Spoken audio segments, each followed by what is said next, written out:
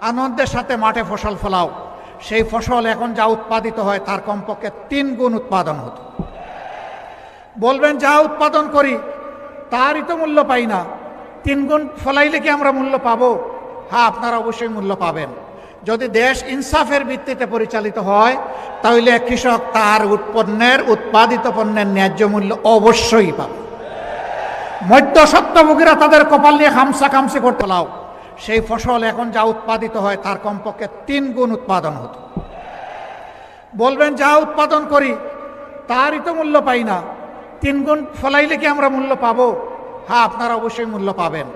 যদি দেশ ইনসাফের ভিত্তিতে পরিচালিত হয় তাহলে কৃষক তার উৎপাদিত পণ্যের ন্যায্য মূল্য অবশ্যই পাবে। মধ্যস্বত্বভোগীরা তাদের কপাল নিয়ে খামসি করতে পারবে না।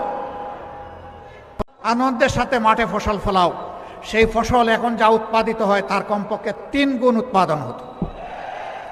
বলবেন যা উৎপাদন করি তারই তো মূল্য পাই না, 3 গুণ ফলাইলে কি আমরা মূল্য পাবো?